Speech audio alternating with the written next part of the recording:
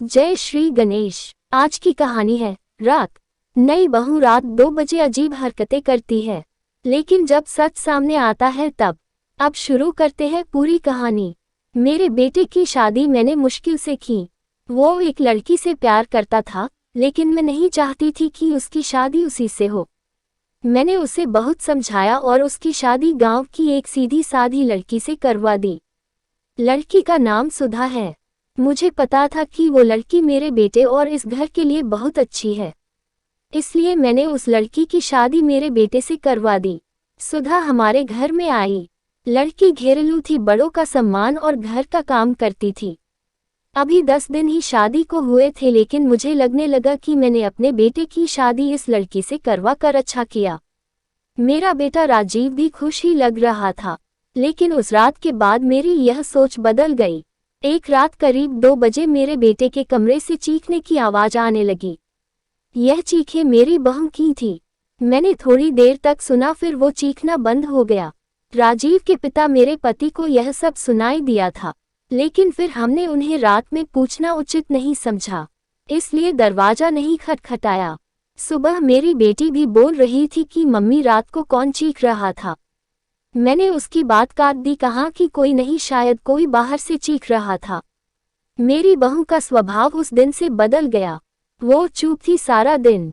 मैंने सोचा शायद पति पत्नी के बीच की कोई बात होगी, इसलिए मैंने कुछ पूछा नहीं।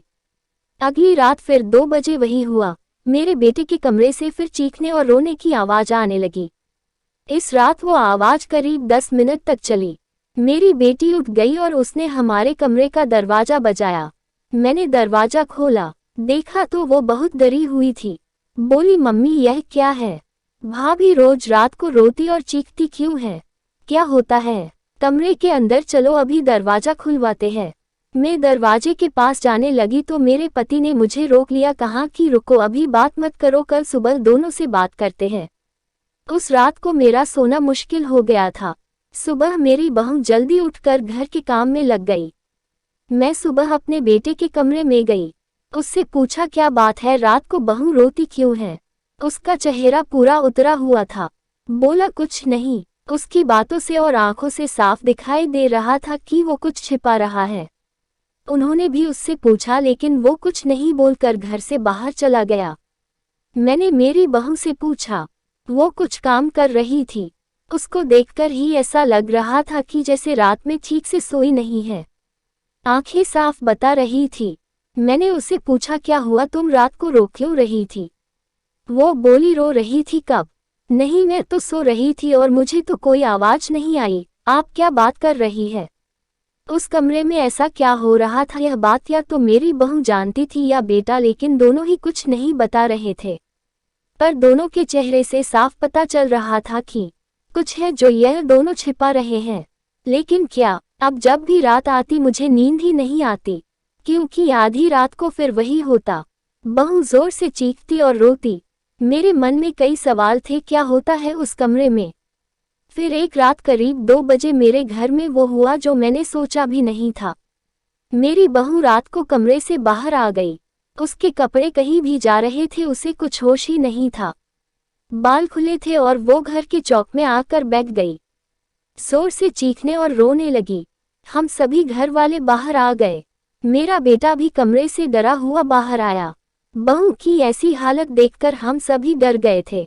मैंने मेरे बेटे से पूछा कि यह क्या है? वो बोला, बस माँ देख लो, यह रोज रात 2 बजे ऐसी ही किया करती है। मैं आप लोगों को क्या बताता। सुबह जब उसे पूछता हूँ तो उसे कुछ याद ही नहीं रहता है। बोलती है, मैंने तो कुछ नहीं किया।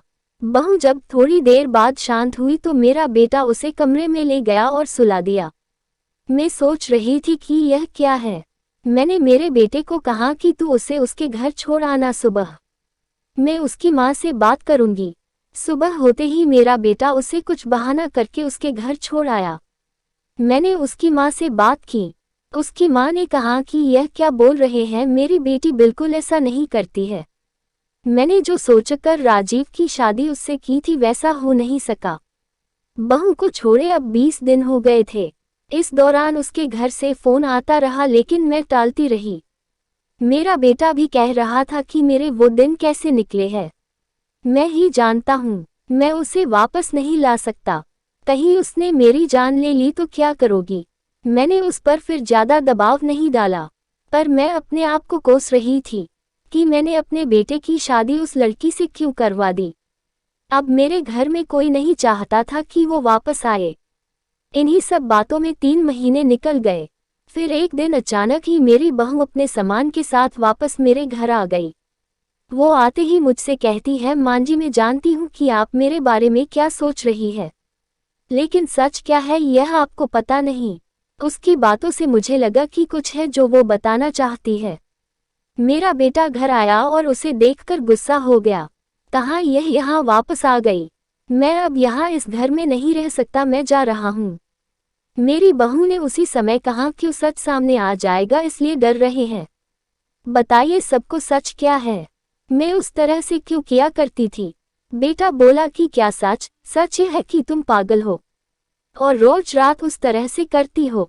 बहू बोली कि मां जी आज अगर सबसे ज्यादा दुखी और परेशान है तो वो और कोई नहीं मैं हूँ। मैंने अपने पति की बात मानी, उन पर विश्वास किया। मैंने कहा तुम क्या कहना चाहती हो? फिर मेरी बहू ने जो बताया उसे सुनकर मेरे पैरों तले जमीन खिसक गई। वो बोली कि आपके बेटे ने मुझे पहली रात से यह नाटक करने को कहा था, लेकिन मैंने नहीं माना। वो कहते हैं कि हम दोनों अलग बड़े शहर में जाकर रहेंगे। उनको कहा कि ऐसे मेरे घर वाले मुझे नहीं छोड़ेंगे, लेकिन तुम इस तरह का नाटक करोगी तो वो डर जाएंगे और फिर हम अलग रहेंगे। पहले मैंने बोला कि यहाँ सबके साथ अच्छा है, लेकिन फिर जब वो मुझसे बात नहीं करते थे तो मुझे उनकी बात माननी पड़ी। और फिर मैंने जब सब नाटक किया तो इन्होंने मुझे घर छोड़ दिया। मुझे आप सभी की नज़रों में पागल और ना जाने क्या साबित कर दिया। उसके बाद मेरा फ़ोन भी नहीं उठा रहे। मैं उनका वहाँ मेरे घर पर इंतजार कर रही, लेकिन वो नहीं आए। मैं समझ गई कि उन्होंने मुझे बेवकूफ़ बनाया है, मुझसे झूठ बोला है। यह मुझे अपनी जिंदगी से भगाना चाहते थे। मैं इस बात को समझ गई। अब मैं खुद ही इनसे दूर चली जाऊंगी, लेकिन मैं चाहती थी कि सच आप सभी के सामने आ जाए।